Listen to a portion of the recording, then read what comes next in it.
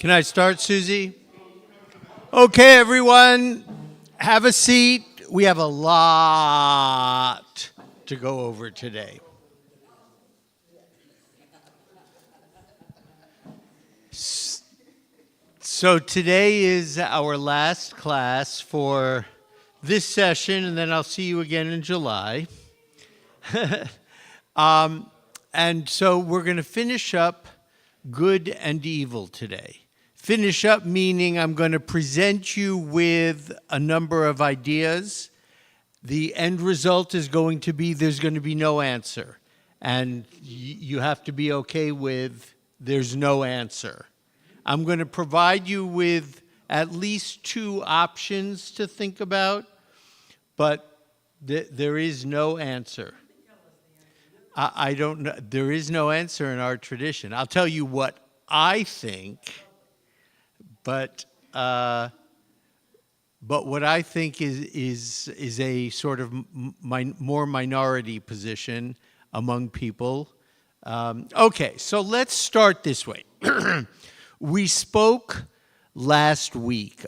I did a general introduction about evil in the world, and we talked about Zoroastrianism and a dual cosmology where there's a good God in the heavens and then a lesser, more evil God who is responsible for evil in our material world.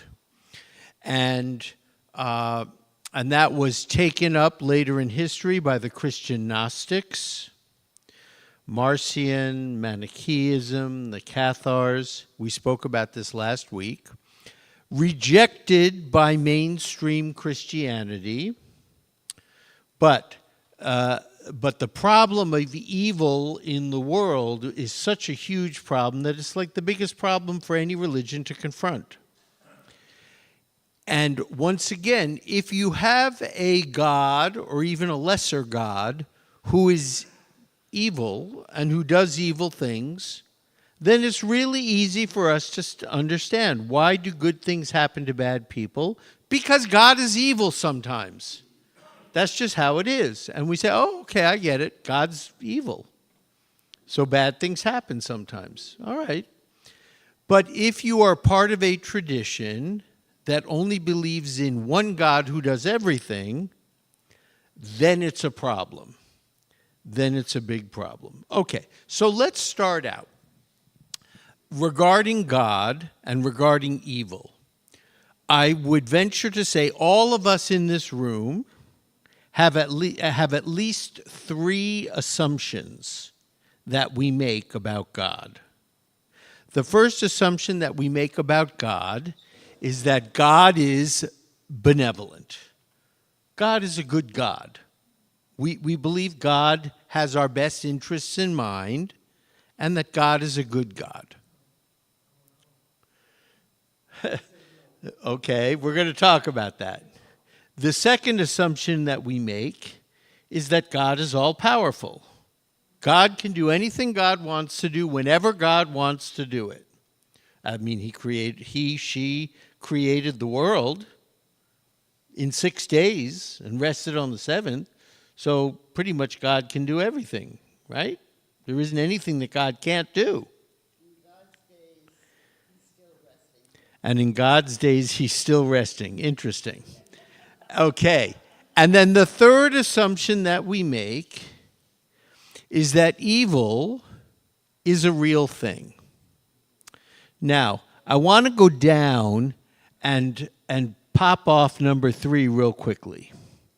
So, evil is a real thing.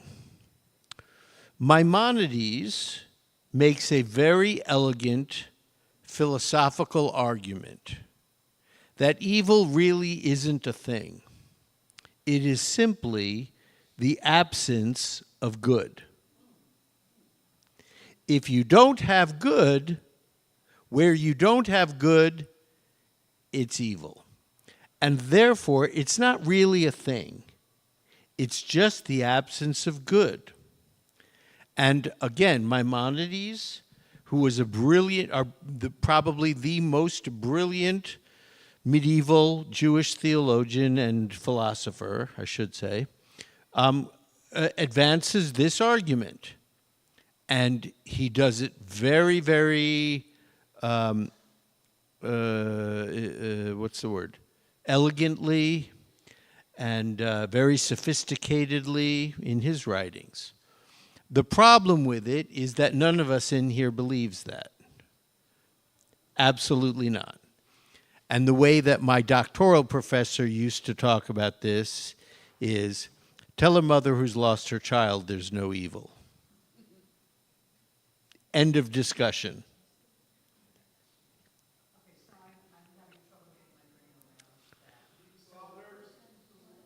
Hang on, I will repeat every, okay.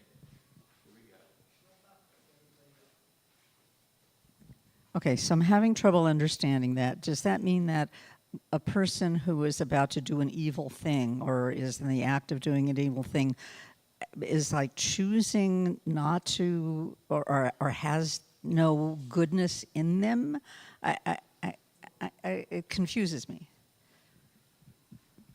So, if evil is the absence of good, the person choosing to do evil then is simply abandoning a position of good. Again, it's a very difficult argument for all of us to deal with. It's a very elegant philosophical argument that I have no desire to engage in, but yes, Ken.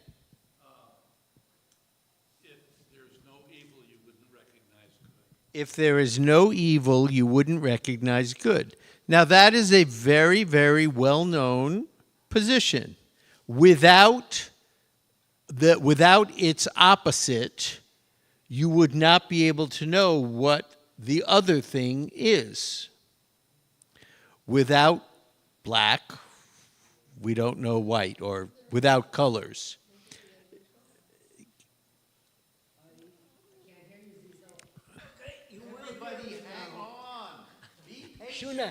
Shouldn't have said that. Shouldn't have said that.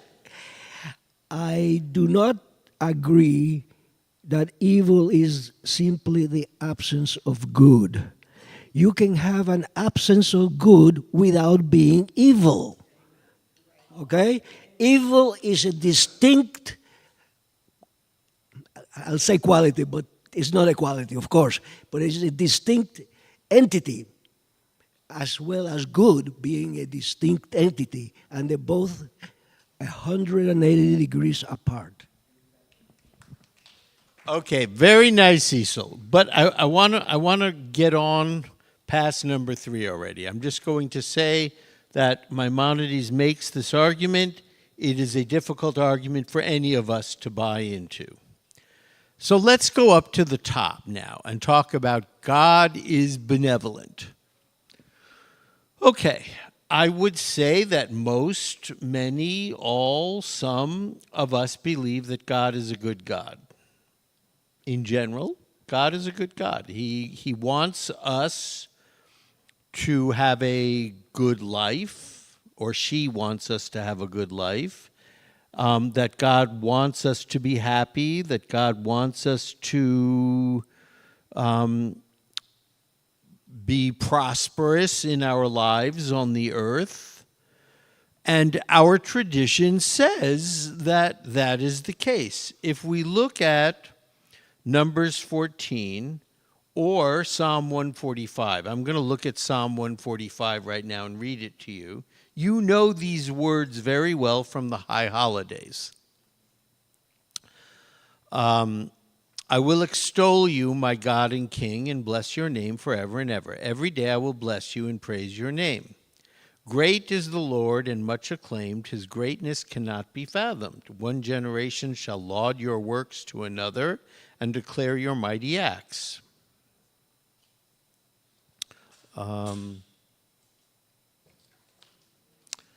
The glorious majesty of your splendor and your wondrous acts will I recite. Men shall talk of your might and your awesome deeds, and I will recount your greatness. They shall celebrate your abundant goodness and sing joyously of your beneficence. The Lord is a gracious and compassionate, slow to anger and abounding in kindness. The Lord is good to all, and his mercy is upon all his works. All your works shall praise you, O Lord, and your faithful ones shall bless you. They shall talk of your majesty, of your kingship, and speak of your might, to make his mighty acts known among men. Your kingship is an eternal kingship. Your dominion is for all generations. The Lord supports all who stumble and makes all who are bent stand straight. The eyes of all look to you expectantly, and you give them their food when it's due.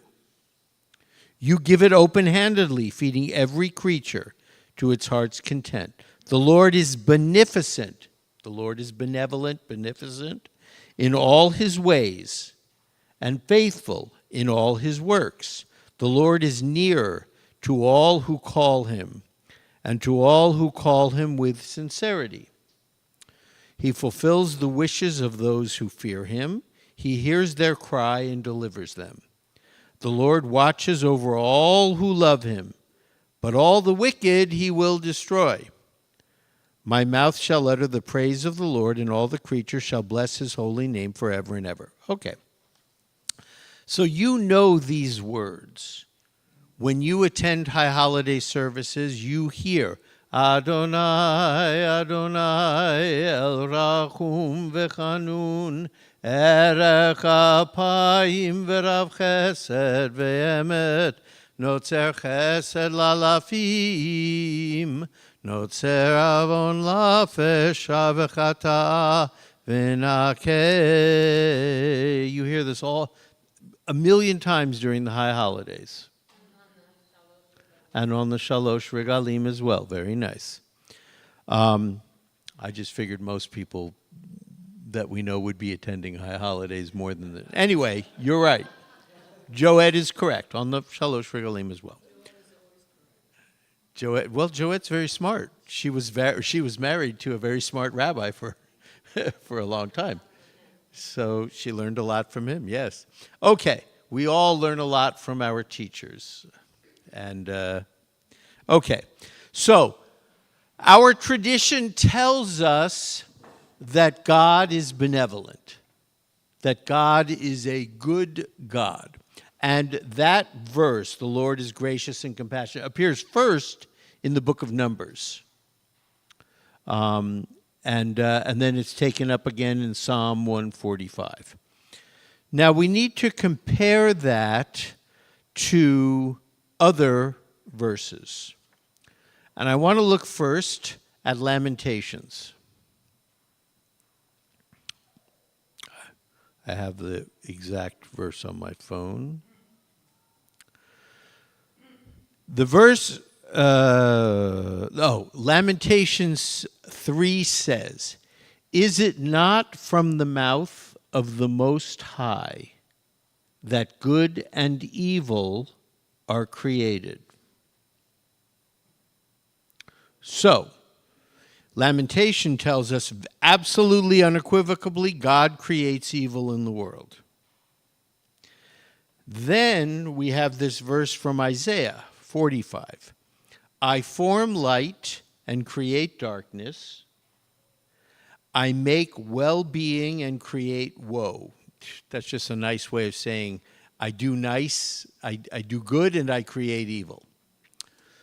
I am the Lord who does all these things.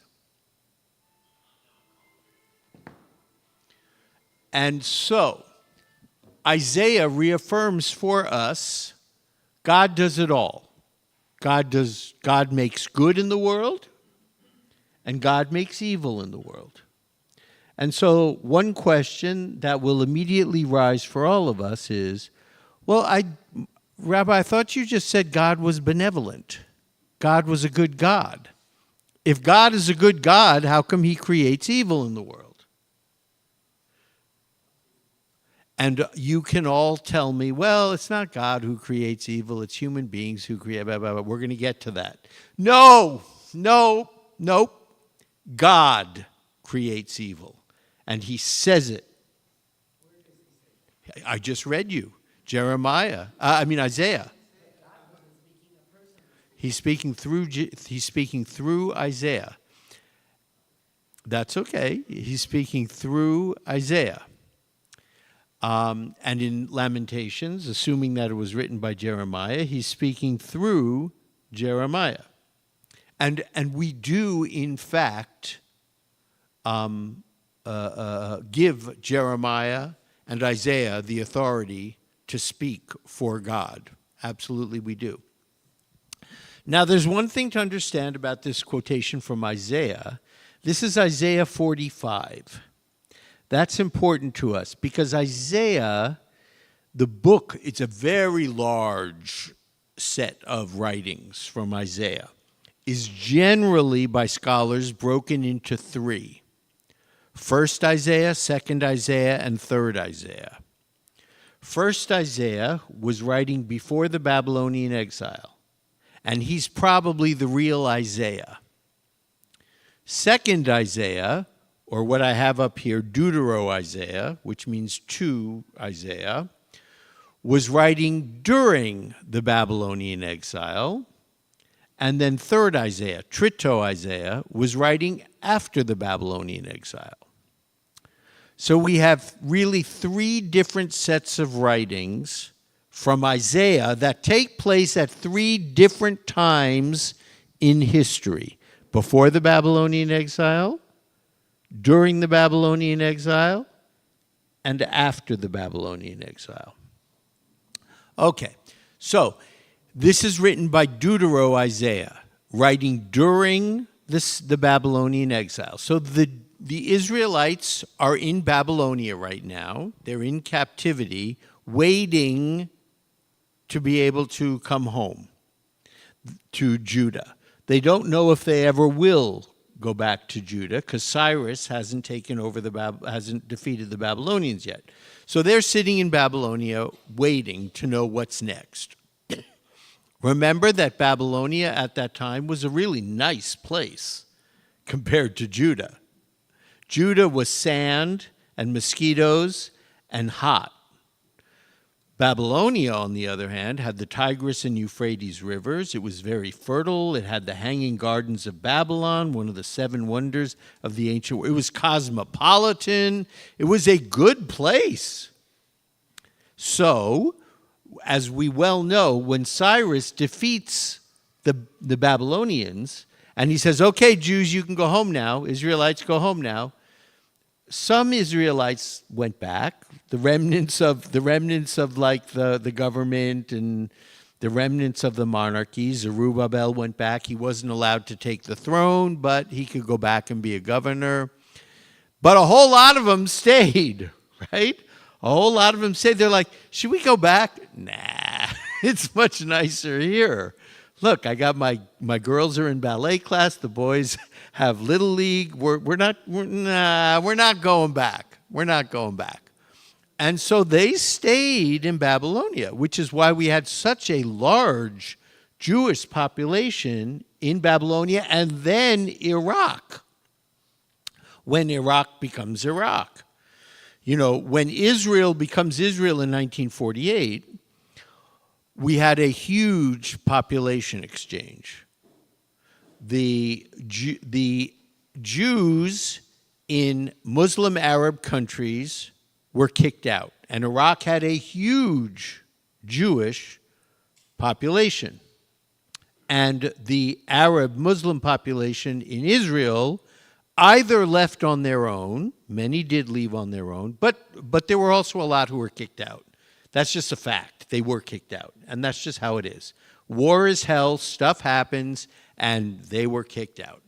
So we had a huge population exchange, Jews coming into Israel and Arabs leaving Israel. Okay.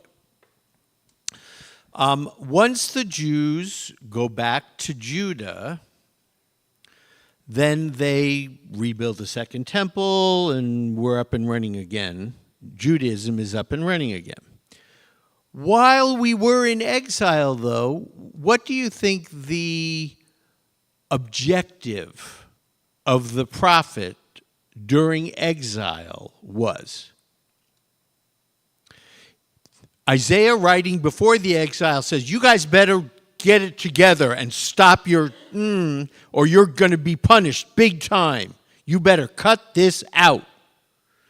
Now that they're in exile, what are the prophets saying? Come back. Come back to Israel. Come back. Okay. Any other thoughts? I would think that you've just been sort of destroyed. Now you got to put everything back together again and deal with the now, which is find a way to maintain Judaism while you're in exile. Okay. Basically, the prophets are consoling. They are consoling the people, telling them, look, it's bad now, but God's not going to forget you. God is going to take you back. It's okay. Just hang on. God will not abandon you, basically, is what the prophets during the exile are telling the exiles. Because, look, if you're already being punished, if you're already in exile, the last thing you want to hear is how bad you were.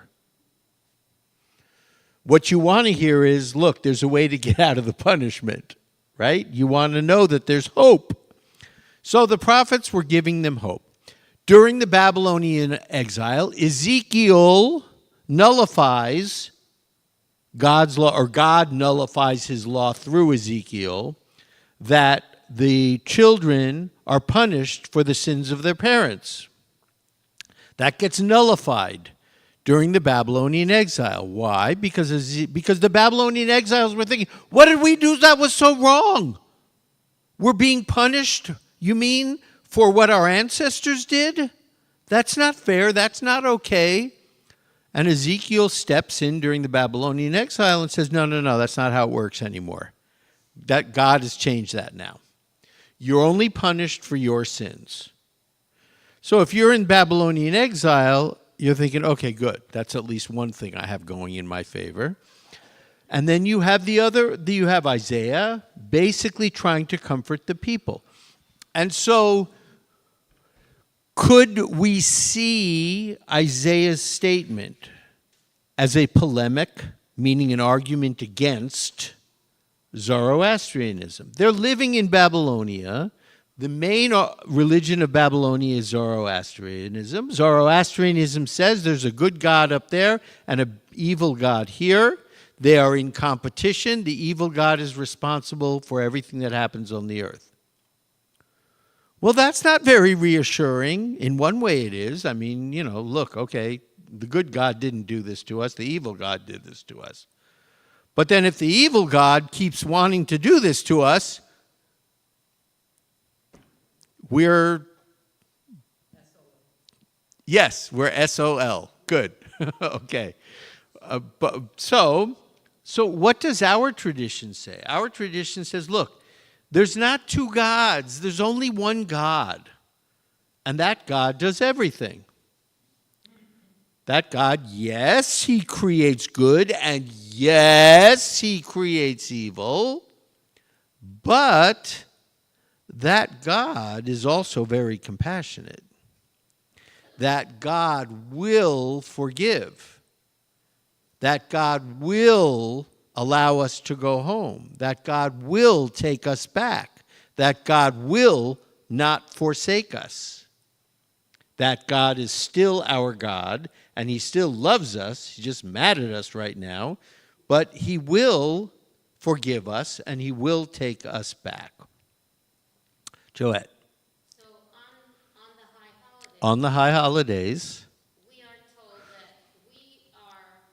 we are told that we are forgiven by God. If our good deeds outweigh the bad. If our good deeds outweigh the bad. So in the same way, we can say that about God. That the good that God does outweighs the evil. So that's very interesting. So Joette says, well, if we are forgiven based on if we have more good deeds than bad deeds, then God says, okay, you are forgiven. And Joette says, well, the same thing then we can say about God. If God has more good deeds than bad deeds, then what? We forgive God? Then we accept that that's the way God is. And we don't have to pull our hair out. And we don't have to pull our hair out thinking about the evil. So that's a very interesting idea. But I don't think we get to judge God the way God judges us. But I do think that's a very interesting observation. Absolutely. Our tradition will ultimately say, look, we don't know God. We don't know anything about God. We can't figure it out. There's nothing. We just accept what is. But if you're a thinking person, it's hard to just say, okay, well, I accept whatever I get. No, I don't like that argument either. Okay, so our tradition tells us very clearly that God is the one who creates evil in the world. Why he creates evil?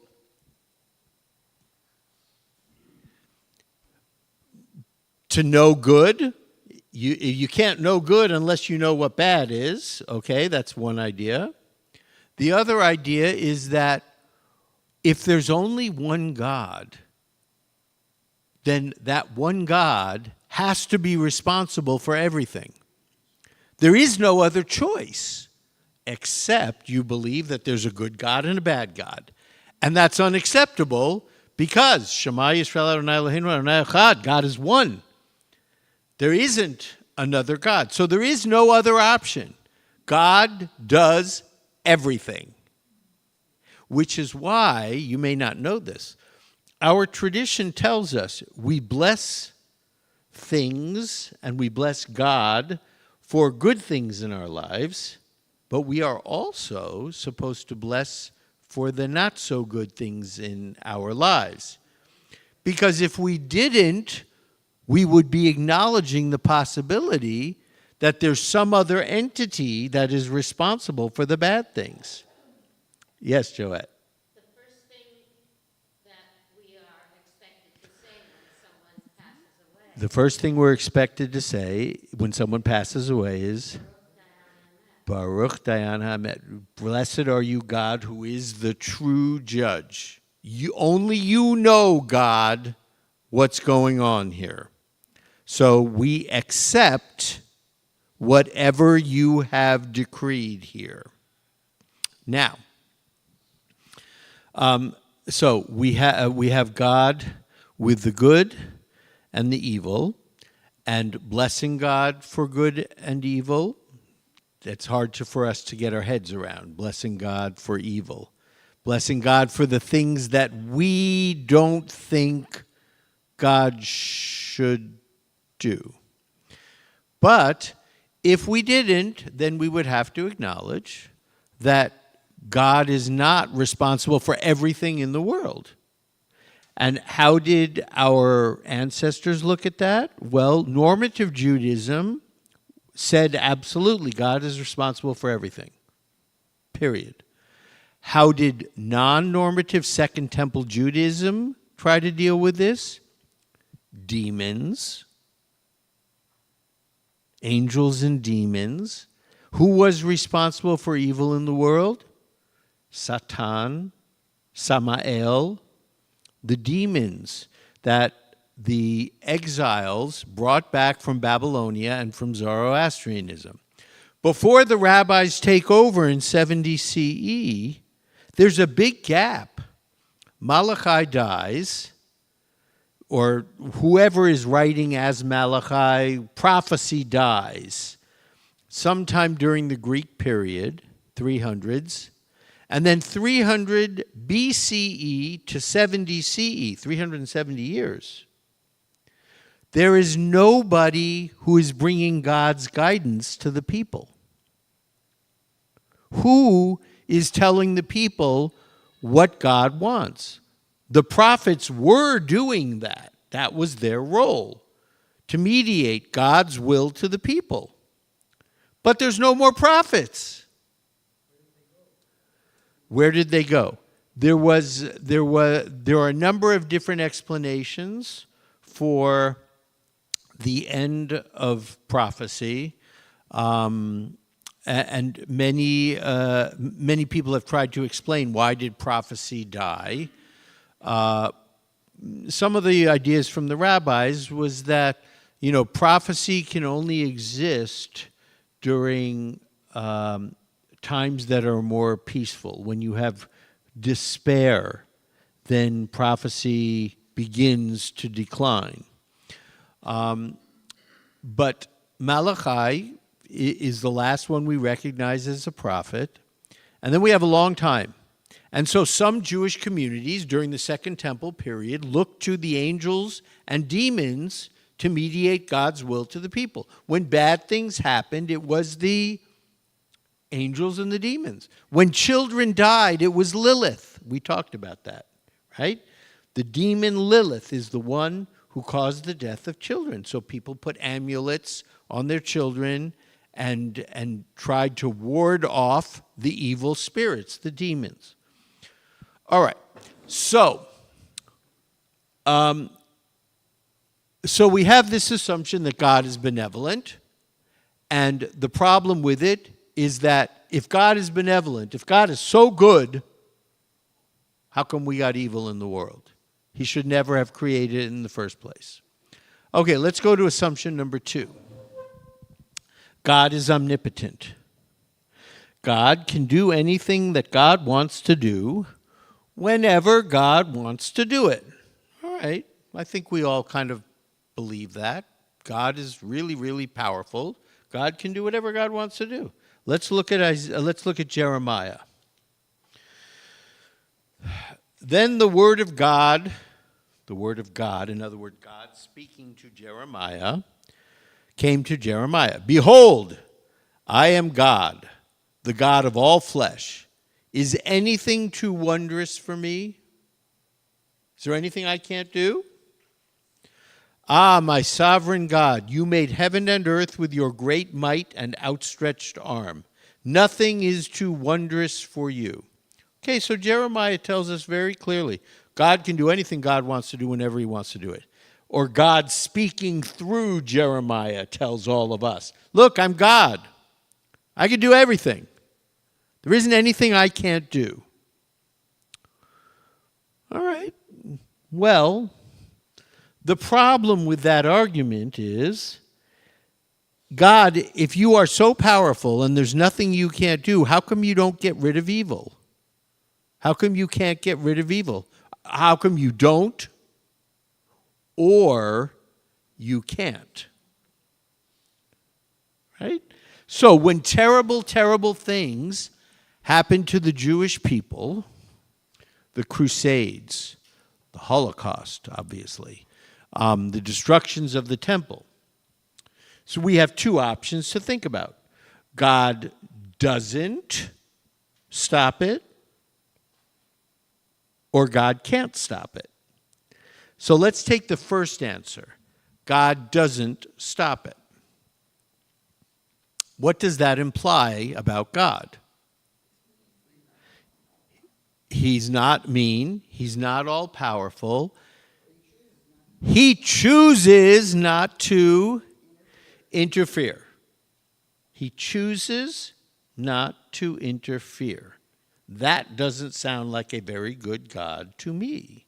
However, what are you left with? God doesn't intervene when terrible things happen. So, we have the basic free will argument that I believe most all of you probably agree with.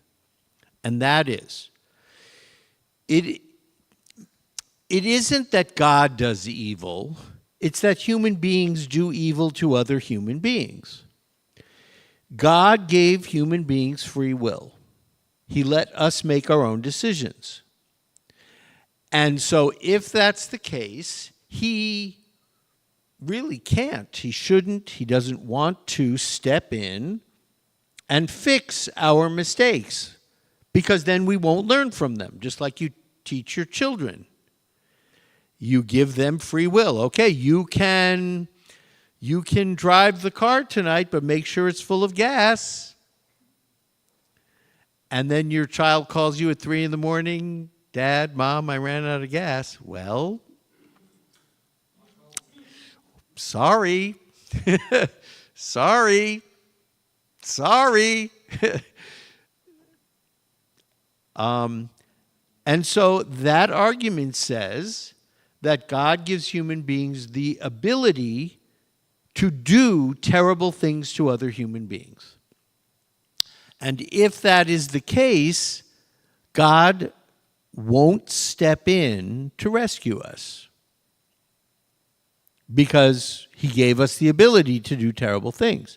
If he comes in to rescue us, then we don't really have the ability to do terrible things, because we always know that God is there to rescue us. That is a very, very common idea, and it works for a lot of people. It doesn't work for me at all.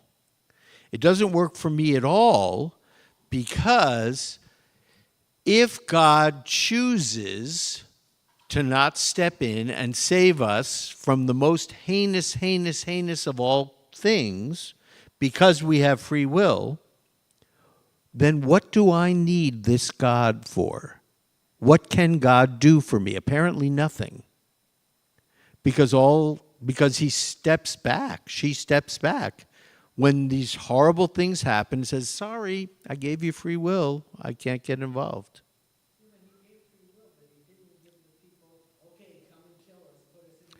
He gave free will, but he didn't give the people, come and kill us, put us in camps. Yes, he did.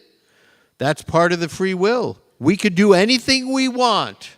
We didn't invite it, but other people used their free will to do that. Okay, Ken, then Cecil.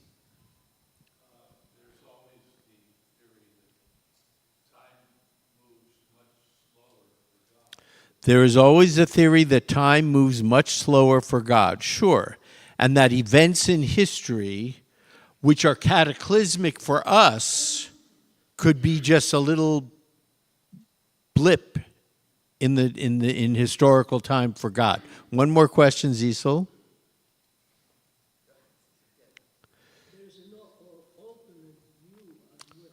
Okay, there's an alternate view as well. Perhaps. Perhaps God's intervention in human history would bring with it the destruction of the world. Well, God intervenes with us and splits the Red Sea, right? So miracles did happen and God intervened. But then there was a time in history when God doesn't intervene in it anymore. We have a very, very, very famous statement from Jeremiah that says that God is going to get so angry at some point he's going to hide his face, Hester Panim. He's just going to look away and just not deal with it anymore. All right, let me keep going because it's 10:38, and I got to finish this up with you today because I don't have any more time with you this session. All right, so there's a free will argument, which I don't like, but many people do like. I want to propose to you an alternate solution. So we just said God doesn't intervene, which to me smacks of an abusive God. I'm not getting involved. I gave you free will. There's another option. The other option is that God can't. God isn't omnipotent. And the reason why I'm saying that is because if God is benevolent, he would never have created evil in the first place. If God is omnipotent, he should be able to get rid of it. Those two statements, God is benevolent and God is omnipotent, can't exist together. One of them is wrong. And one of them has to be changed. Now, nobody wants to change the God is benevolent section. Okay? If God is an abusive God, if God is a mean God, okay, we all get it. That's why stuff happens. Because God is mean. And we get, okay, I understand that. God's mean. So we don't want to mess with God as benevolent. So the only other statement we can mess with is God is omnipotent. And I want to propose to you another solution based on Kabbalah and mysticism. And this is profoundly taken up after the Holocaust. So after the Holocaust, many theologians sat down again and had to rethink their ideas about God. Because the Holocaust proved that God simply didn't keep his covenant. God says, you obey me and I will be your God. And implicit within I will be your God is I will protect you. Now, over the course of history, our people have dealt with that during the Crusades, during the destruction of the temples, during the Inquisition. Our people kept saying over and over and over again, we don't know why, but God is with us. God won't abandon us. God is still here. We don't understand this, but God is still here. God is still. After the Holocaust, that all changed. And a number of theologians sat down and said, oh, no.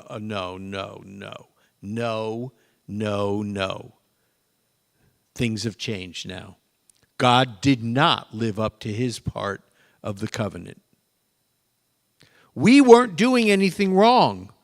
We were in Eastern Europe, and we were pious individuals. Yes, some in Western Europe and Germany were assimilated, and everyone blamed it on them. But that doesn't explain why all the very, very, very pious Hasidim and the very pious other Jews in Eastern Europe were slaughtered. And so the theologian said, you know what? We have to rethink this. Because God didn't uphold his part of the covenant. He let us down. His part of the agreement was gone. And so what Heschel, Abraham Joshua Heschel, one of the greatest thinkers in Jewish tradition, absolutely brilliant and a beautiful writer, a Chassid. He's Kabbalistic in his orientation and brilliant, absolutely brilliant. And so what he said is this. Within the Kabbalah and within our tradition are clues that God's strength comes from us. We are in partnership with God, and our righteous actions in the world make God stronger. Our transgressions in the world make God weaker and push God into exile. And so we can say it's way more complicated than that. Heschel was very, very complex in his thinking, but in order for me to, do it in 5 minutes, this is what is said. Okay, so during World War II, what happened was that the evil energy, the dark side of the force, the Sitra Achra, the transgressions against God were so great that it pushed God away and put him into exile. And all God could do was sit there on the side and cry with our people about the destruction that was taking place. Our righteous actions in the world increase God's strength and allow his energy, her energy, to pervade the universe. Now, I prefer this explanation. because I don't like the idea that God chooses to not be involved because he gave us free will. I don't like that choice by God. I do like the idea that God wants to desperately get involved, but he can't. And he can't because of evil in the world has pushed him away. So I envision God there saying, I want to be here with you all. I want to do this, but I can't. Because all of you have done so badly, you have pushed me away. That gives me a reason to wake up in the morning and say, okay, God, we got some work to do today. I have to be the best person that I can possibly be, the best version of myself that I can possibly be, so that I can give you a little strength today and make you stronger. Okay, does that jive with God creates the world in 6 days and rests on the seventh? No, it doesn't. But if we look on the book of Genesis as a book of foundational legends of our tradition, in the same way that Paul Bunyan is a legend to the American people, then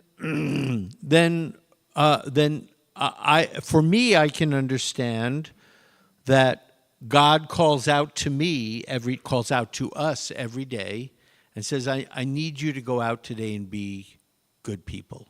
I really do. You strengthen me. You make me strong when you do that. In the same way that it sounds very simplistic and maybe silly to some of you, but if you watch the Star Wars movies, right? Seriously, the good actions of people strengthen the light side of the Force, and evil and dark actions strengthen the dark side of the Force. This is not, this is a lot how Kabbalah works.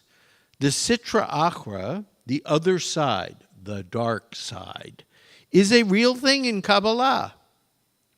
It is ruled by Samael and Lilith, and as evil actions in the world increase the strength of the Sitra Achra.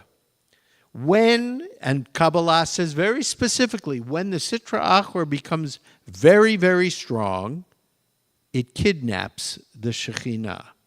The Shekhinah is God's dwelling, right? And the female energies of God in the Kabbalah, the goodness in the world.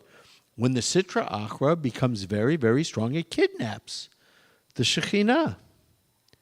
And God's presence is diminished in the world. Okay, so these are two very, very prominent ideas.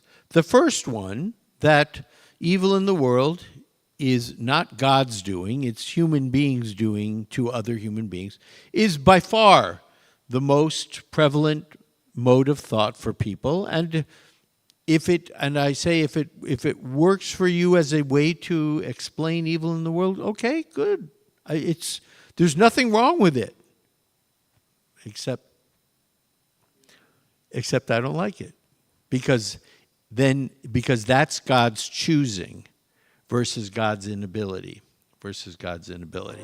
Okay, so we have now spoken about good and evil in its largest sense, and now we've spoken about a couple of ideas in good and evil. In the last, well, actually we're done, but in the last minute or two or three, anybody want to? Yes, Lana. I'm going to talk about the necessity of having a certain amount of evil in the world, not Holocaust level, but in our daily lives.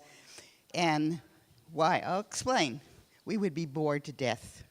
So, I'm going to tell you as my favorite Twilight Zone addressed this problem. Okay, so the story is there's this thief who's running away from the police, and he gets killed, and he goes to heaven. And this is strange. So he has this beautiful apartment. He has all these women that come into the apartment. It's gorgeous. Every time he plays poker, he gets a royal flush. Every time he plays pool, all the balls go into the pockets. If there was no risk, you don't have the appreciation of the good that you have in your life, and you are bored to death. So he goes to the angel and he says, you know, heaven's a pretty neat place, but it's so goddamn boring. And the angel says, what makes you think this is heaven?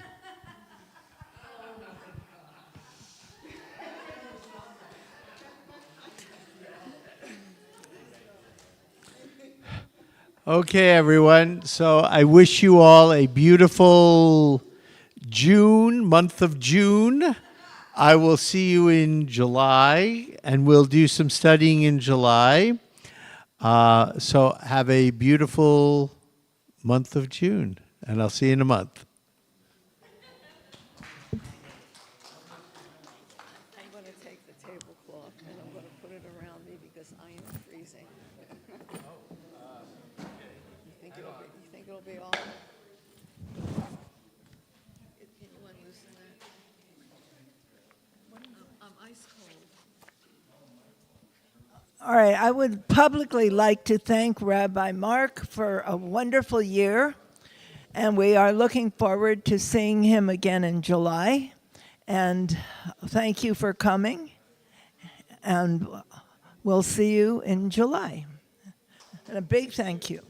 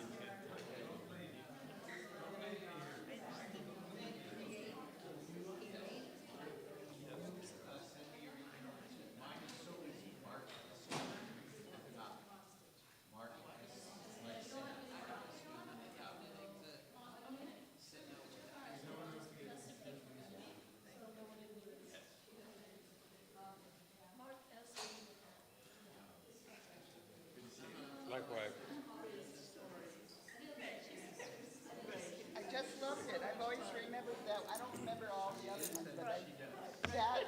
Yeah, because it makes you appreciate. You cannot appreciate the good without a certain amount of risk. Right. If you got a royal flush, Two things. You know, talking about in the beginning, God created the heaven and the earth. We called the light day called the dark night. How do God didn't create good and evil back then in the beginning? And then also, you know, it's like how long is a day? God creates the sun. Before that, we didn't know how long the day was. Right. Well, besides, it's like it's an age of God. In the Herd Sumach, the book that you have for the Torah services, they go into that. They explain that. It's like I thought, you know, 1,000 years, no, 1,000. Because I've got a large brother who is very religious.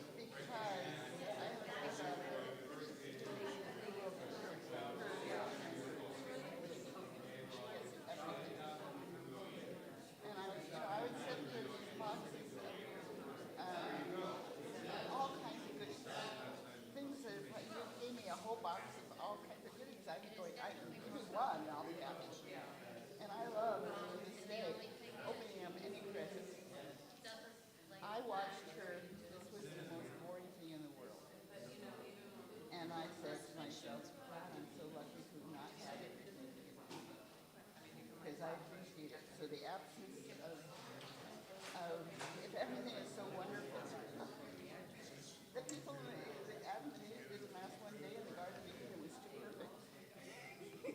You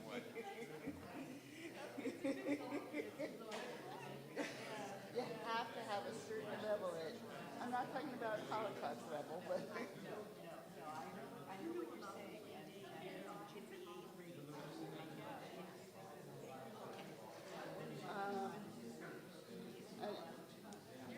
on the level of Holocaust, God gave us a rule book. And one of our things we're supposed to do, but we never could do, was to spread the light of God so that people would learn how to behave in the world. We were supposed to do that. We were supposed to be a light unto the nation. Not the Holocaust, but the evil in the world. They don't have the world. No, I'm not saying that. Oh, no. No. But God, I'm talking about God's reasonable intention. It's nothing that we're like, because we were prevented from doing it because there's too much evil in the world for us. Because right, that He gave us a rule book on how to behave. For the most part, try to be good people. Right. And I think we overall do good in the world. It's not acceptable because there's too much evil. And that's the thing I have a difficulty with.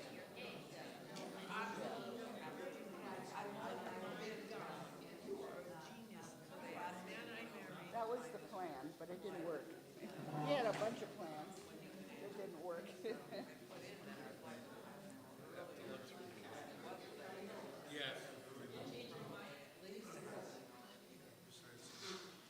Oh, ow. Wait, did we stop paying rent? We on cable costs anymore? She's wearing it. She was cold. So you took the tablecloth off.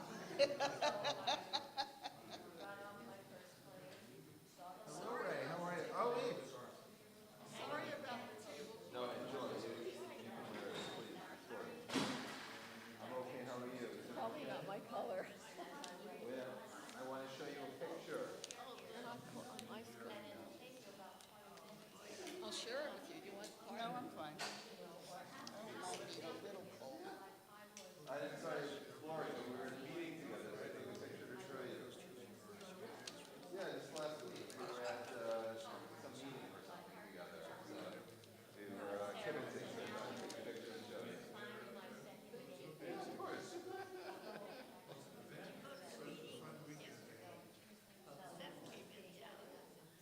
Oh, yeah, there was that meeting. No, I saw that meeting, but I didn't go to it. I went to a different meeting. I went to that 2 days ago. I went to a meeting. Yeah. Sure. Ah, that's good. I'm sorry, it's blurry, but this is her son with me. Yeah. He's a rabbi at CNY. Good rabbi. Good. Is your son doing in this room? He's good. He's good. Yeah, very much so. Yeah, this is her son and I at a meeting. Yeah. I don't hear from him, no. But I went there. I didn't know him really. What kind of meeting? I'm not sure. I don't know. The board of rabbis. Her son's a rabbi? Yes. The rabbi. All right. Is it just conservative or is it a joint chief of rabbis? No, it's it's everyone who looks for a free lunch. That's an honest answer. It was I hope dinner. it was good. It was dinner actually, and they serve meat, but I'm a vegetarian. No, it was. It's a multi-denominational group from Do Washington. Chabad people show up? No, I don't think. Okay, we're gonna pass out the text. So, No, it is chilly in here. is there a thermostat that can be lowered? You can be lowered, but, hold on.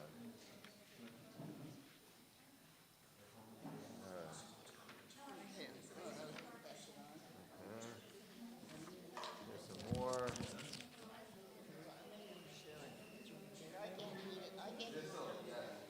Right there.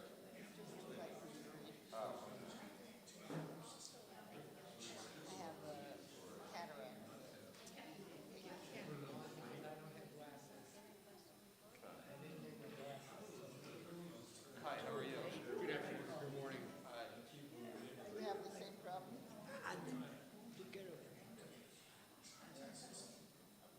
I'm not quite ready. It doesn't reduce my life to the point where it's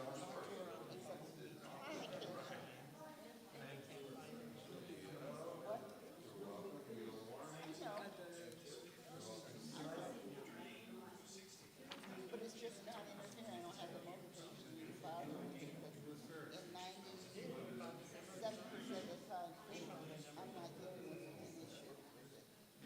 So I have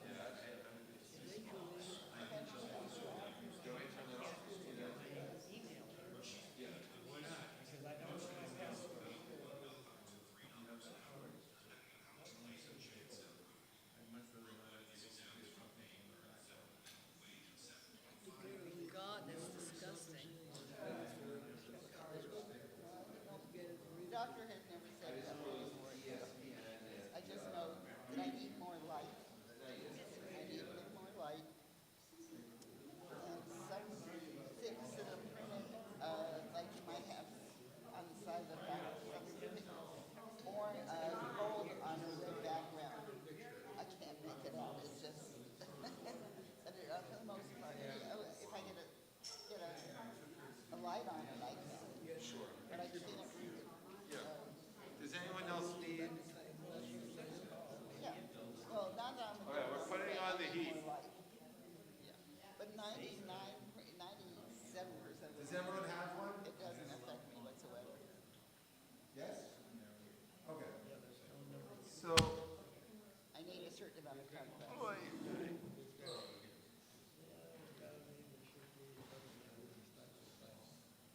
okay.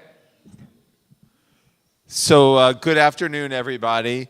I have to leave just a few minutes earlier. I'm just going to spend the afternoon at Heschel Day School in Northridge. So there's some things going on there. So I'm going to duck out just a few minutes early. But what I want to do today is, by the way, you are all right. It is objectively chilly in this room. It is. He just adjusted the temperature. So what I want to do is review the Talmudic passage that we shared last week with Mr. Friedman. You generously, you had it memorized, right? Or and I didn't. Not only didn't I not have it memorized, I didn't even remember what. I knew that I was going to use something from last week, but a half hour ago, I'm like, I better. And I didn't remember what I taught, so I had to look it up. So anyway, we're going to go over this passage, and we're going to then read a creative story that was written based upon the Talmudic passage. So if you remember, just to kind of give a 30,000-foot view, the Talmud has a problem in that one of the values that it is trying to imbue in some ways is difficult considering a value that the Torah specifies. And I mean specifically the value of Talmud Torah. Talmud Torah means to study Torah. I don't mean Torah, the 5 books. I mean the large umbrella of anything Jewish. You call that Torah. And so the study of Torah and the Talmud's hope that can be that can be given primacy in people's lives with a Torah obligation, which is a man towards his woman, towards his wife. What was the Torah specifying in Exodus? Last week we learned. What does a man have an obligation for? There's 3 things a man has an obligation to his wife for. Don't make her cry. I got to tell you, I'm not doing well on that one. Shelter, food, and sex. Sex. So the one is sex. That's when everyone put down their Danish last week. Ooh, we're gonna talk sex. And so that obligation, as enumerated in Exodus, could be viewed to, in some ways, challenge the primacy with which Talmud Torah is encouraged by the rabbis. In other words, if you're away from your wife because you're studying in yeshiva, well, how do you you're fulfilling your Talmud Torah obligations, but you're not doing so well in the sex department? Okay? And then if you're doing really well in the sex department, are you doing enough in the spiritual department? This tension between earthly obligations or earthly delights and theoretical or spiritual or intellectual pursuits, you feel like the Talmud, not only in this passage, but you feel kind of like the Talmud kind of figuring that out. Now, I want to say, the Talmud never imagined what happens in Israel now happening. And I mean by that is the ultra-Orthodox, by the dozens of thousands of them, not working for exemptions to study in yeshiva and then to be supported by a state organization. That most of these rabbis in the Talmud, if they spent their lives, that whatever they spent studying, there was a direct cost, which was they often lived very, very poorly. But still, even 2,000 years ago, you still feel a tension between study and living life. Study, and then specifically in this case, the sexual obligations that may be broken as a result. So the Talmud is trying to put a cap on what's reasonable. Let's get down, instead of talking in theory, what's reasonable? How long can a man leave for? What is a realistic time frame which he can leave and go to yeshiva and study, and his wife can't pull out the Exodus card and say, come on home. And not only that, but the Talmud looks at other and says, wait a second, not all professions are the same. That someone who's a camel driver, for instance, is going to be different than a day laborer or someone who's on a sail ship. That these are all different, they require different hours and different lengths of stay away from home. And therefore, how does a man stay true to his Exodus obligations towards his wife and still earn a living? So the Talmud, this is in the Mishnah, bottom of page 1.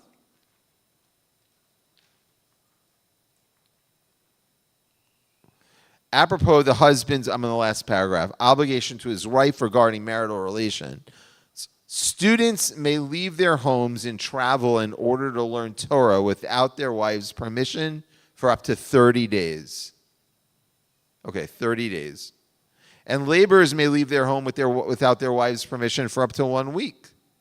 The set interval stated in the Torah, just skip there. Men of leisure who do not work must engage in marital relations every day. That comment was sponsored by the drug industry. Right? Laborers must do so twice a week. Donkey drivers once a week. Camel drivers, they wouldn't be home enough, 30 days. And sailors once every 6 months. Okay? This is your obligations. This is the statement of Rabbi Eliezer. And then we learn, turn on to the next page.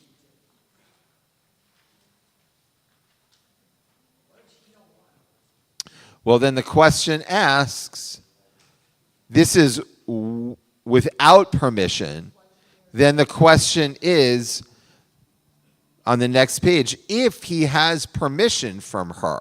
And I brought up the story of Rabbi Akiva last week. If he has permission. The Mishnah is saying, the verse in Exodus is not applicable.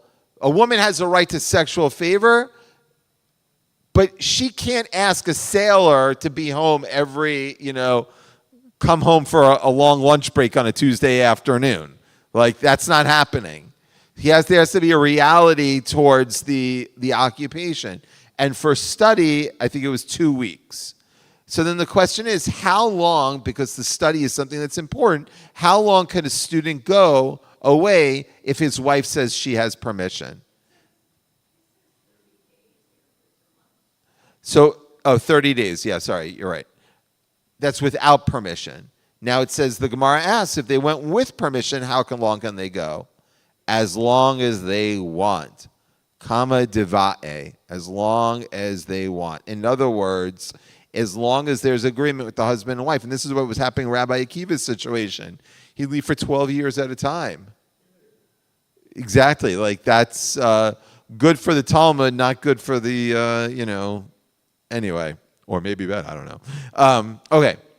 So then the Talmud has a question. So you feel like the Talmud trying to suss out the values of both Talmud Torah, but not wanting to, of Talmud Torah. But then there's sort of a warning label that's attached in the form of a story. And we're going to turn the page. Page 3.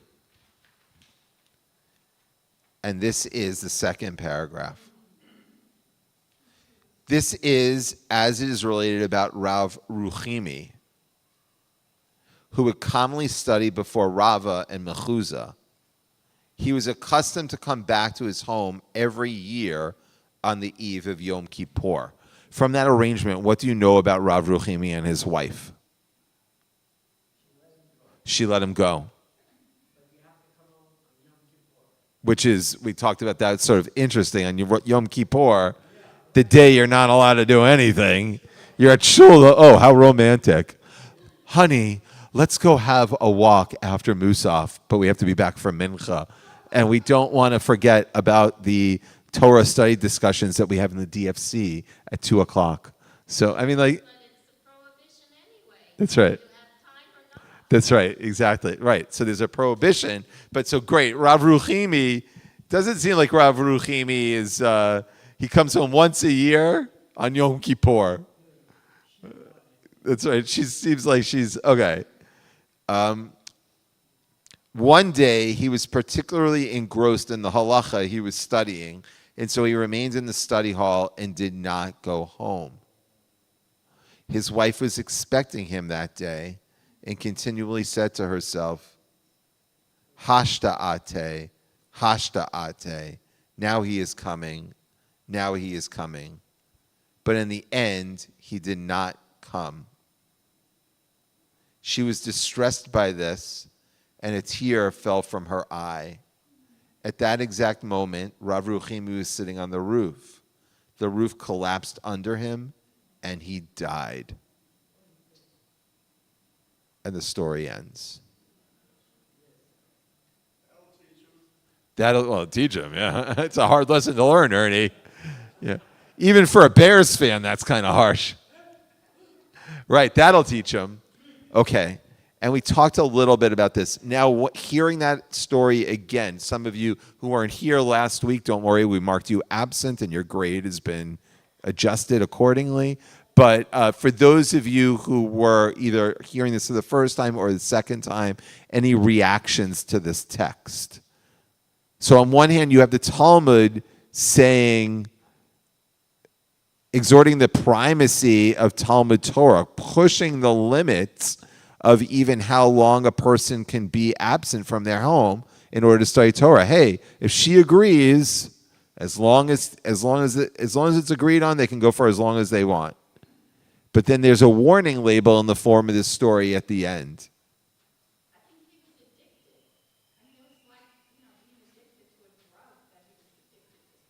Good, Bridget. Was he addicted to Torah study?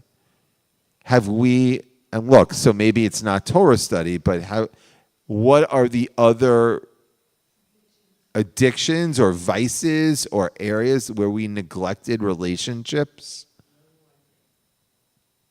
No, it does beg a question of sexuality. right? Let's just pause there for a second.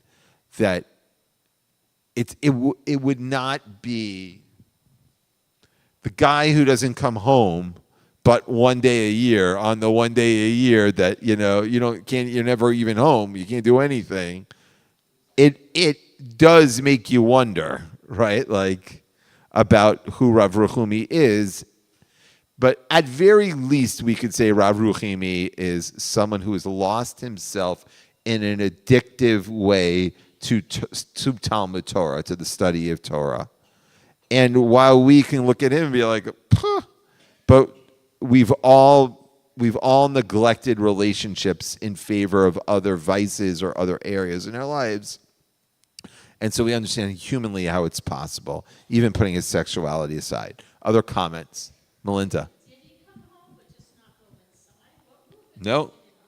The yeshiva. So in the yeshiva, yeah. He doesn't even realize. He's so engrossed in study. And not because I'm a Talmud scholar, I'm not, but I do understand that. I don't know how many of you are. Everyone has their things. So, like, I often, when I'm reading or studying, I lose track of time easily.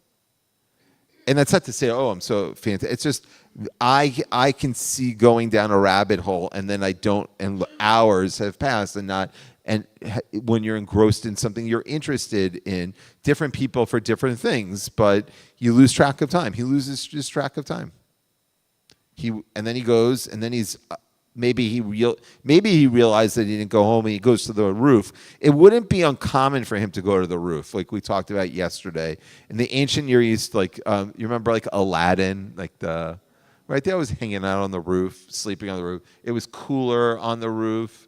The roofs were flat, and so him hanging out on the roof is not weird. It's not like he was like, nowadays you go up on the roof, you think he's jumping.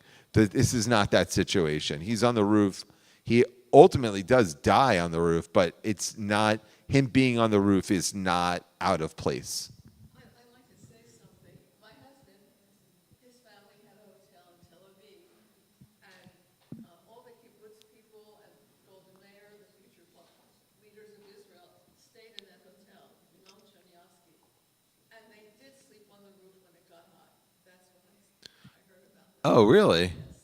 What hotel was this? Golda Meir did, but I know quite a lot of them. What? I'm asking what hotel it is because I'm going to be in Tel Aviv in a few weeks. Maybe I can catch a break. Friends and family discount, 20%. Long gone. What's that?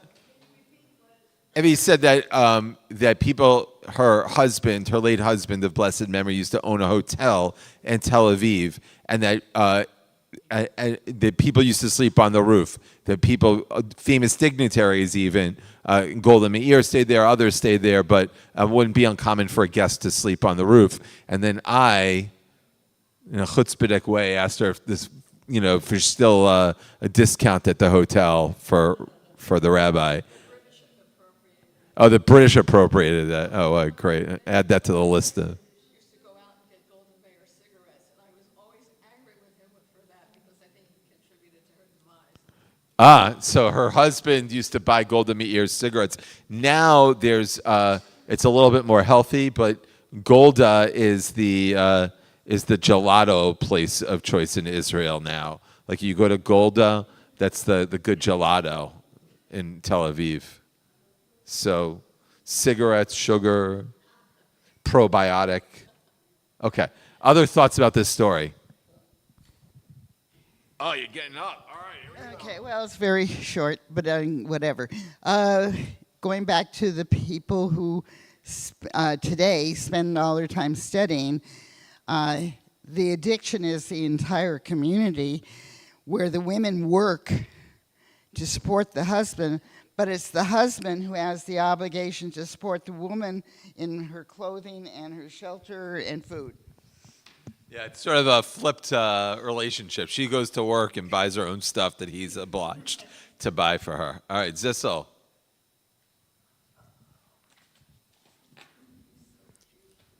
I read this story a little bit differently. I think it's a moral lesson. Don't make your wife cry. Don't be mean to your wife. Treat her right. She's a person like you are. Good. Well said, Zissel. Okay. So we're going to go on. So Ruth Calderon, turn the page, page 4. Ruth Calderon, who is a professor of Talmud in Israel, wrote a collection of short stories that about 10 years ago maybe was translated into English. And the book is called, it's not A Bridge for One Night, it's called A Bride for One Night. And that actually refers to a Talmudic passage. You're not supposed to, this is another good passage, where you're not supposed to have sex with someone who's not your wife. So they would, traveling rabbis would get married for one day. There would be a bride for one night. So they were married, had sex, divorced, and then all over again. So, yeah. Anyway, that's a book by Ruth Calderon. And what she does is she takes often these very sexual passages and she writes, short stories based on the Talmudic passages. So what I'd like to do is maybe I'll read it. The short story that she wrote on our Talmudic text from Tractate. Our text is from Tractate Ketubot. And so this is her writing. This is her story. Page 4 at the bottom. A dreary morning after a night of hallucination and heart pounding. He's coming. I hear footsteps in my dreams, and now they accompany me when I am awake as well, like imaginary labor pains. Another year has passed. The air feels cool against my smooth ankles, my limbs, the curves of my belly, as if I have shed my skin and bared myself anew. My still sensitive body stings from the lime used to remove my unwanted hair. This is a familiar feeling. Women subject themselves willingly to this pain so as to look beautiful for the men they love. Of course, hair is generally removed from skin for the sake of someone specific, for his eyes, for his hands. The whole time the woman is applying lime to my body, I am reviewing the dream that I already know by heart, for it is imprinted in me. Noontime, a light breeze. The wagons begin to appear on the village roads. I am resting on pillows in the house when I hear a voice. Then I hear his hand on the bolt of the lock. He calls my name. Whom am I expecting? Perhaps I'm waiting for the same young lad who quoted to me 250 passages of Mishnah by heart, who told me about a portentous dream he once had, who spoke of my big, beautiful brown eyes. That same young lad has become a man. Could it be, though my heart is afraid to give voice to the notion, that he has now become a stranger? Or perhaps I'm waiting for Rav Ruchimi, the beloved, venerated rabbi, the pride of the village, the prodigy who was ordained at the young age of 16. When I married him, I, the Rebbitzin, became the object of jealousy among my friends. My body had just begun to show the first signs of womanhood. I was happy and light on my feet. The honor of a scholar is accorded to his wife as well, my mother used to beam when she would serve hot tea in the study house. The sages turned a kind eye toward her. Now my mother is already in the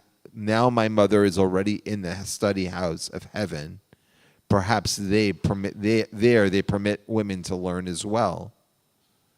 The room is spotless. My cleaning regimen began back in the late summer. I fend off my loneliness and anxiety by keeping busy. The little room and the entryway are sparkling. I have whitewashed the wall, and it is bright as a Yom Kippur gown. The path in the yard is raked, and the little vegetable garden is well tended. My eyes scan the house, falling momentarily on a fragile glass goblet, a hairpiece. These objects await the confirmation of his approving glance. In the middle of winter, I sometimes fear that I have disappeared. Do I still exist when no one sees me? Sometimes I feel as if I am entering and exiting a transparent house. In the first year of our marriage, we were as content as 2 cows in a small barn. The smell of fresh hay, which I used to spread over the mud floor, reminds me of those nights, as does the wild fragrance of springtime. I remember the expression on my husband's face, how he seemed foreign and strange when he looked at me and touched me for the first time. We were filled with intense hunger and passion, our limbs and souls entwined. Exhausted and spent, he used to go out to morning prayers and then fall back to bed rejuvenated. Stormy, steamy, secret, smitten. Perhaps he was already seized by the restlessness I know now, but I never guessed what was to befall me. I was happy pouring his wine and making his bed, the tasks that a wife performs for her husband. In autumn, some messengers arrived to recruit him for the best academies in Tiberias, Tzipori, Mehuza. Ruhumi's heart was drawn to the Babylonian style of learning. He would sit with each messenger and learn the Babylonian teachings. When he'd come home in the middle of the night, I could smell the Babylonian Torah in his mouth, a scent like spiced apple cider. He would come home drunk with Torah, chanting the sing-song melody of his learning, as he would in the early days of our marriage. In the Academy of Surah, they teach thus, and in the Academy of Nehardea, they teach thus. This strange singing brought a smile to my lips. I did not know that the sweet melody of his learning was the rival with whom I would ultimately have to contend, that it was competing with me for my husband's soul.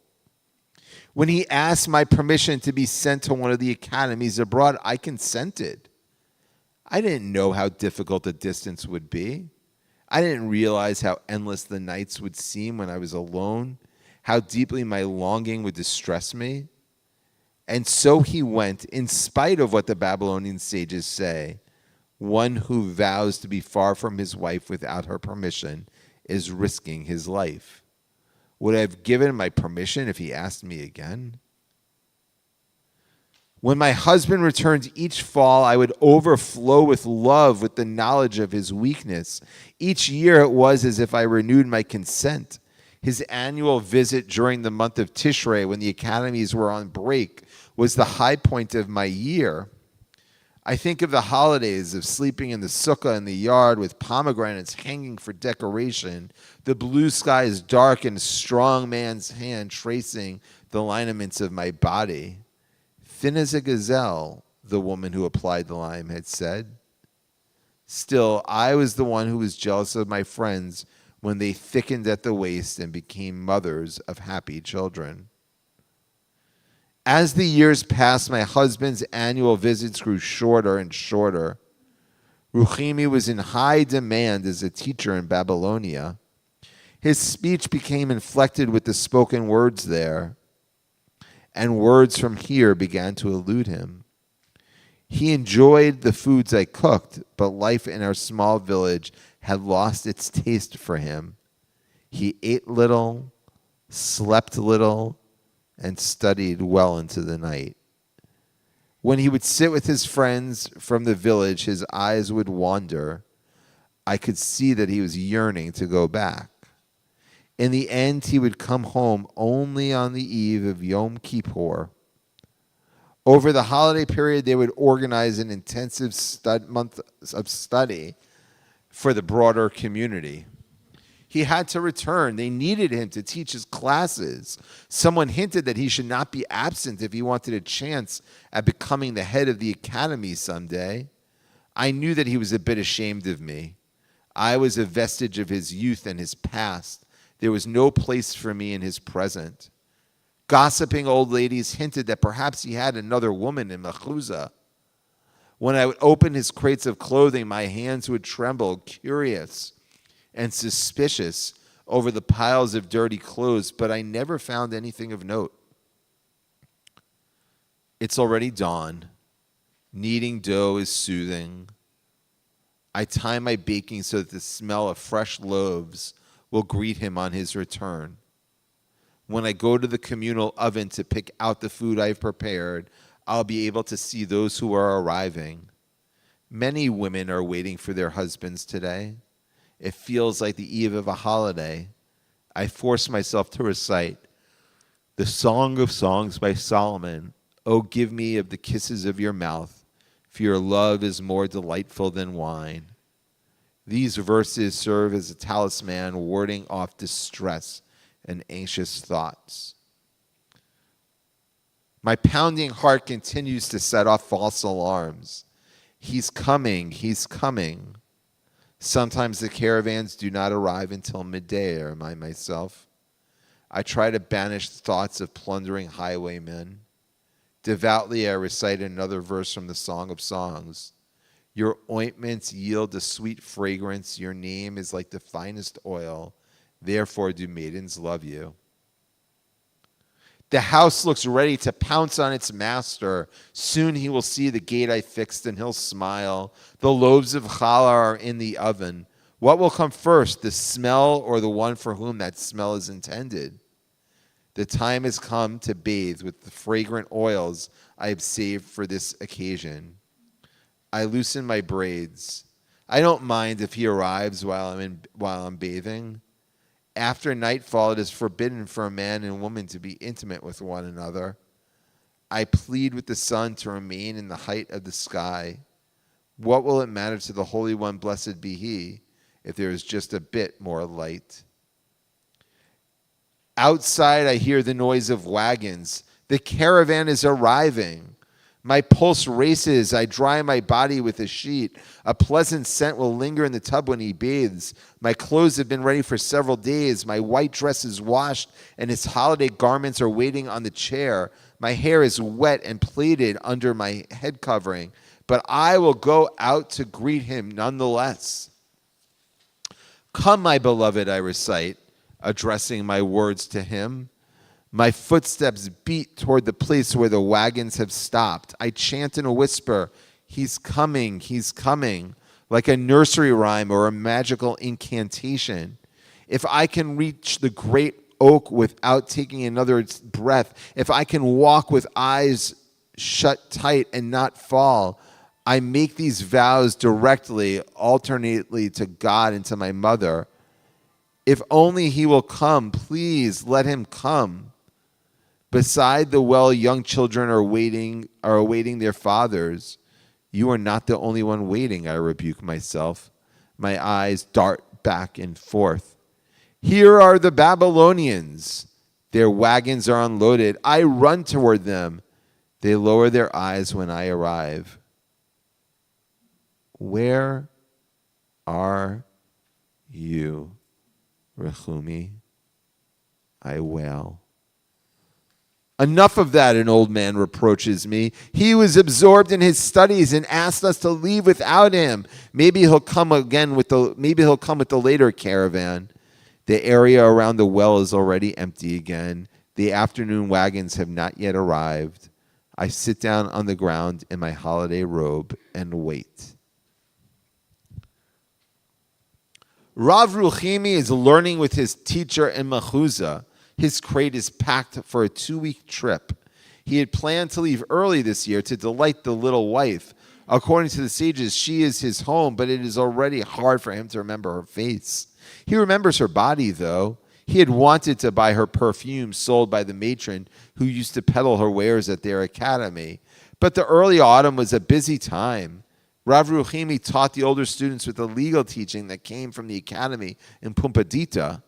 This was an ancient tradition that reconciled contradictions. In the study house, they developed a new intellectual approach. Rav Ruchimi felt possessed as if the insight he was seeking was at the tips of his fingers. He could feel it like the soft belly of a woman. At night, he would fall into bed as exhausted as a day laborer in the fields and as calm as a baby at the breast. The days passed, and eventually he gave in. I'll just come with everyone else, he soothed in his conscience. After all, she doesn't know that I plan to come home early. She's not expecting me. That night he felt drawn to his learning. An explanation that had long eluded him nearly took shape. He took his notebook and climbed atop the roof. The night was dark and clear, with stars shining in honor of him and his Torah. Rav Ruchimi felt that he was on the verge of figuring out the Talmudic argument that had been puzzling him. They would teach his explanation in Ner Hadea, in Surah, in Pumbedita, in Eretz Yisrael. Rav Ruchimi said, the law is like Rav Ruchimi. In the morning, he continued to go over what he had figured out, repeating his learning to himself like a madman. Afterward, when the last caravans departed, he asked to be left alone. He would leave later. He would arrive in time for dinner. She would understand. Then he drifted off to sleep for just a moment. The sun had already sunk to the height of the tallest trees. The final worshipers came in atonement before sunset, hastening their steps to the ritual bath. From the afternoon service onward, it is forbidden to immerse. His wife returns home. The spotless path through the yard outside their house seems to mock her. The gate that swings open easily leaves a gaping hole in her heart. She sits on a bench in an alley that opens onto the road. The smells of the festive meal disgust her. He never comes. Her mind grows weak. The path before her blurs, and her arms hang limply at her sides. The morning feels as distant as a dream. From the synagogue, she can hear the voices of the prayer leader chanting the Kol Nidre. All my vows and all my oaths, and still Ruchimi does not come. Rav Ruchimi sits on the roof of the academy in Mechuzah. He remembers what the sages always say, a man's wife is his home. He imagines for a moment that she is carrying him on her back. As in a dream, he sees her face and he hears the words of his teacher. A man should always take care not to deceive his wife because she is easily hurt and her tears flow freely. He is horrified. He knows that he did not take care and that he has hurt his wife. If she should shed a tear and cry out in pain, her prayer would be accepted. For even when all the gates of prayer are locked, the gates of a woman's tears remain open. He had awoken entangled in the Torah he was learning as if in a trap. He had recited the text again and again until the words lost all meaning. Now he is exhausted. He wants to go home. The sun sinks behind the distant rooftops of Mechuzah. Twilight passes in the blink of an eye. Rav Ruchimi is alone on the roof. He approaches the railing and holds onto it tightly, and then it happens in the blink of an eye. A big, beautiful brown eye. A full, round tear trembles on the edge of that eye, surprised that there is no barrier, no guardrail. Suddenly, the tears burst forth, rolling down warm and salty from the eyelid, leaving a wet trail along the cheek, dividing it into two like a path through a field. The roof collapses under him. The way down takes a surprisingly long time. It is a high roof, and the floor below is made of hard stone.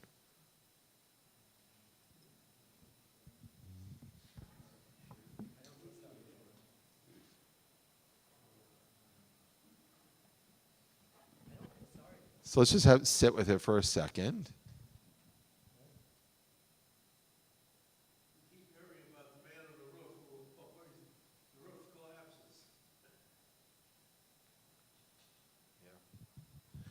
Okay, thoughts, comments? He can't teach Torah anymore. So all this accumulation of knowledge Yeah, is the end of it. right. He can't teach Torah anymore. She notes later on in reflections on the story that he's not like a Hillel or a Shammai or a Akiva or Rabbi Elazar. Or a Rava or a Rabbah. Like, he's not a major Talmudic figure, and you wonder if he's not a major Talmudic figure because he died early, right? Okay, yeah. He doesn't get to be the teacher. The question is, could she get another husband now that he's dead? Yes. Yes.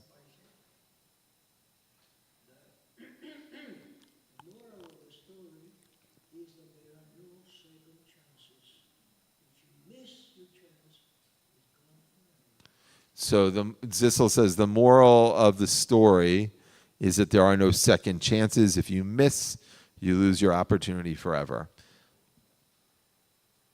I don't know if I agree with that, but I understand what you're saying. Okay, good. Other thoughts about this story? Ernie. Is the Beth-Din sympathetic to a woman who brings a claim on get for such an action on the part of the husband? It's a really interesting question. So Ernie said, would a Beit Din, a Jewish court of law, be sympathetic for a woman who wanted to pursue? I think what Ernie's suggesting is, let's say that he didn't die. Let's say she lives with that disappointment, and the day after Yom Kippur, she goes and she tries to procure a get from him, a bill of divorce. Would the people be sympathetic towards that? I think that's what the Talmud is wrestling with, because if she had been a partner in this, she had remember the law. He can only go, I think it was 30 days without her permission. But he goes every year for a full year, but a certain period of time. And she seems to be withdrawing that support. Or for sure, she doesn't agree anymore, no, he can't go. But this is why it's so tragic, is she does agree, at least in the outset.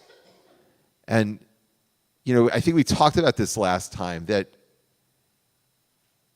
we're often reflecting back on places in relationships that have gone off kilter. Sometimes we're partners, or we make excuses, or we realize that something's not great and we kind of like explain it away, or we give silent consent. And so here's a situation. It's not like she hadn't been objecting for years. So the Beit Din would be, look, a man has to give a get, not a woman. But yes, her claim, if she withdrew support, they would be sympathetic. But here, there are no winners. Like, certainly she's not, no one walks away from this story unscathed. Okay.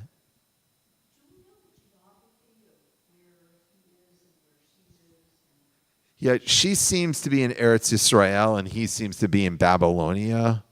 And so, or if she's not, I didn't look him up to see where he lived, but if he's not in Babylonia, if she lived in Babylonia too, she would be in a smaller, like a village, and she's coming from the big city. So it's a ride away. It's not you can't be a commuting student.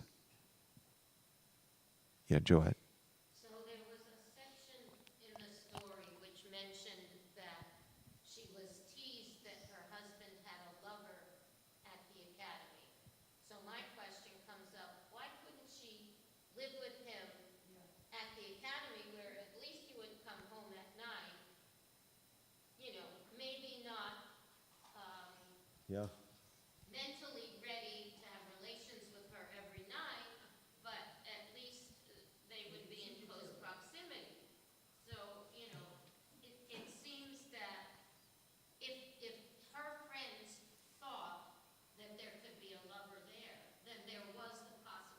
Yes. her being. Right. It seems right. We don't know much about them, but right. Why couldn't she move to be with him? It's a good question. Why didn't she get pregnant? And there's 40% of the time she's not available to him anyway because of she has to go to military. Yeah. I mean, this is not, and it's striking that in the story when, she said that he was once familiar and now he's like a stranger. This is not a couple that's intimate with one another. She was timid in saying what she wanted. Yes. At some point it said, if he asked her again, Yeah. he said he didn't discuss it, I guess. Yeah. Or they hadn't discussed it in years. Yeah. That when was the last time that she gave permission for this arrangement? She did, clearly did. Right. If he doesn't ask her for more permission, he just rides on that one. And if she just walks up to him and says, I'm moving my permission out, I'm not giving you permission, I can't live like this. You can't be away and come home on one day, that's not useful to me. Right. I mean, look, built up resentments. If we think about, it's easy to look at this story. This story is not. This story is a warning label for Jews who would be inclined towards going this route. And if you don't find yourself in that situation, find yourself in a different situation where are the built up resentments in of your relationships with your children, with your grandchildren, with life is a hard calculus of when to open your mouth and when to have the fight and when not to. And so a lot of times, we let it go, and she let this go. She's the Rebbitzin. He was Rav Rehumi, who gets to teach in Mechuzah. But she wasn't invited to live in family housing with him. And they're making jokes, and she's worried enough where she's looking in his clothing for signs of an affair. It's a very well-written, constructed story. It's a beautiful, it's so sad. It's a terrible story, but anyway, this, well, it was actually I thought interesting. I didn't realize this until this morning, that the Talmud selection, which is very short, it refers to her where she said, he is coming, but that's the only time that she talks in the Talmudic text, and it's in reference to him, and he is mostly the subject of the story. Rav Ruchimi was so engrossed with halacha that he didn't leave his yeshiva in Mechuzah. The story is about him. She flips that. The story here, she's the dominant voice in the story. It's told from her perspective. It flips towards the end, but still it begins with her perspective, and her perspective is secondary in the initial text. So I thought that was an interesting. That's right. The Talmud text doesn't, and that is true, a truism of rabbinic literature, that women, I'll share some of this from next year. There's another book. There's this blossoming group of women Talmud scholars who are really opening new insights into looking at the Talmud. And one woman just wrote this book that I purchased. I may have taught one or thing from it this year, but it's called "The Mad Woman in the Rabbi's Attic." Basically, a lot of women who are now receiving PhD, even if they're in the Orthodox world, they're starting to push back on the title of rabbi or rabbah, like a feminine version of rabbi. And there are these great podcasts of Torah podcasts in the Orthodox world in Israel from these women. some of which I listened to, and some really interesting books that they're pushing back on the woman as the object. And that's certainly true in rabbinic literature, that for the majority of rabbinic literature, women are most often they're objectified. And even here, like we don't even know her name, which is not uncommon.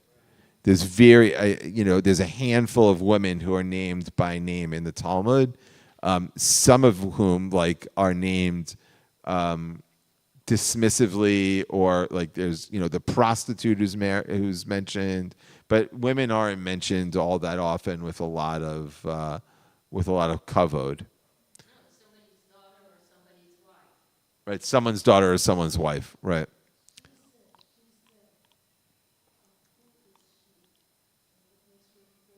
Yeah.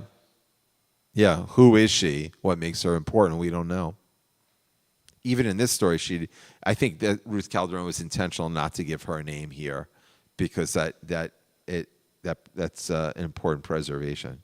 Well, anyway, we'll study more of texts like this next time. I have to run. Last comment. Go ahead. What is Drew Buckner's legs? This is a coffee cup that the former youth director got me. It's the 1986 World Series. The ball went through Bill Buckner's legs. So here's a diagram of it, and here's the box score. So this was a gift that I got celebrating the Mets victory. Okay. Last comment, because I really got to go. Yeah. In the Orthodox world, my daughter has a PhD in biblical literature and teaches Talmud at Shalhevet. So her daughter teaches Talmud at Shalhevet, and there is an emerging woman's voice that is important. So yeshar koach to your daughter. It's great. Okay, everyone, have a wonderful day. I've got to run. I'm going to sneak out.